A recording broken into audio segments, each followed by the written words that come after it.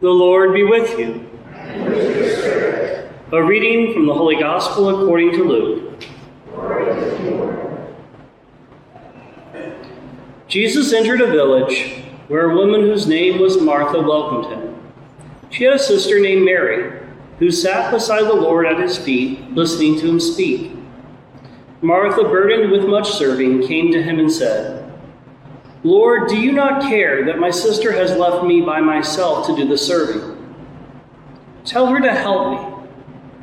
The Lord said to her in reply, "Martha, Martha, you are anxious and worried about many things. There is need of only one thing. Mary has chosen the better part, and it will not be taken from her." The Gospel of the Lord.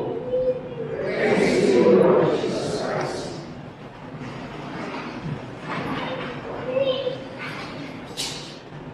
I find this gospel passage particularly fitting or ironic as we approach this coming week when I'm going to be going on a mission trip with some of our youth out to West Virginia. And here we have this passage where Martha is serving and serving and serving, and Mary's just sitting there, just enjoying being with Jesus. And it'd be very easy to just take this at the service level and say, you know, the most important thing is our prayer. And that is very true. But it's interesting that Jesus doesn't tell Martha to stop doing what she's doing. He says he's not going to take away from Mary what she has chosen, that point of prayer, that point of being at the foot of Jesus and learning from him. But he doesn't tell Martha to stop doing what she's doing. He's basically saying stop being anxious and worried about it, but he doesn't tell her to stop serving.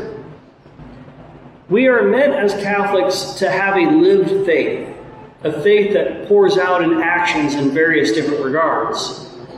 But it's so important that we do recognize the greater thing is those moments spent in prayer.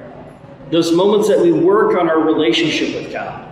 And ideally, when we do serve, it should be part of that conversation and that relationship with God. The service we do should be something that flows out of, but also echoes back.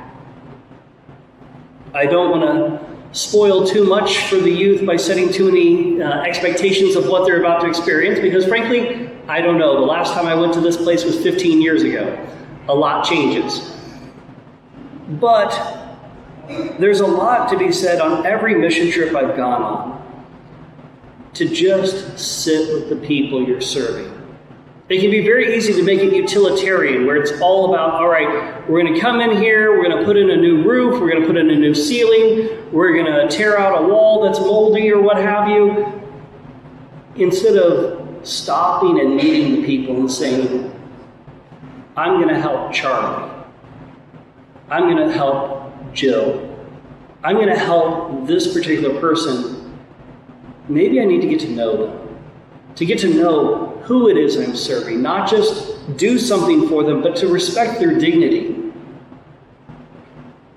You know, that same thing could be said for God. Because a lot of times it's easy for us to get caught up in, I'm going to do this for God, I'm going to do that for God, I'm going to do this for God, and not stop and reflect. God, who are you? And who am I to you? What's our relationship? How is it that as little as I am, you let me help you? You let me do things for you? Charity is an interesting thing.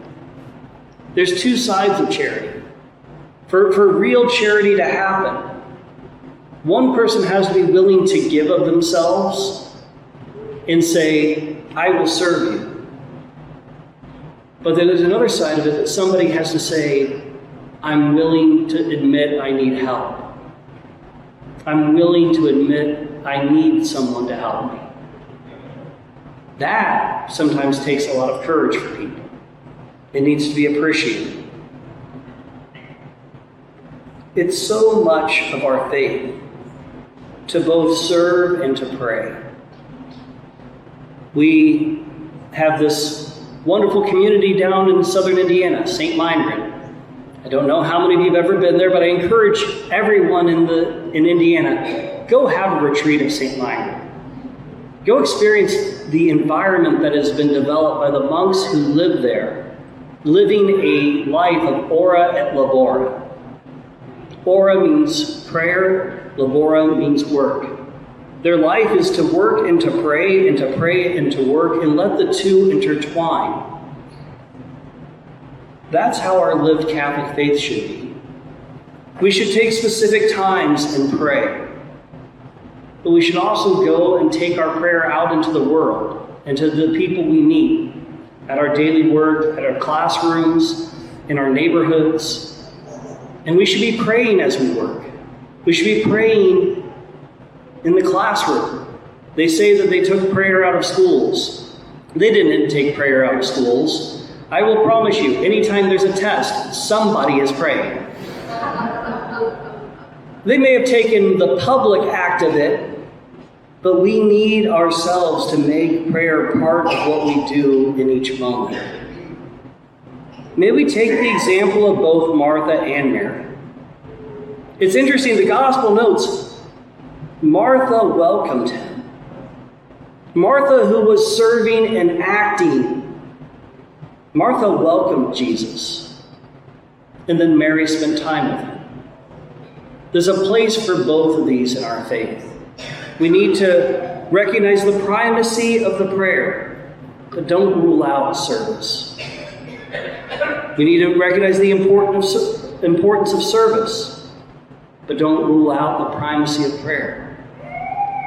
May we look for, how is God calling me this week to work and to pray and to work? May we not be anxious and worried about Martha, like Martha was, but may we do the work that God puts in front of us. And may we let him lead us each moment by spending some time in prayer and letting that prayer flow out into all we do.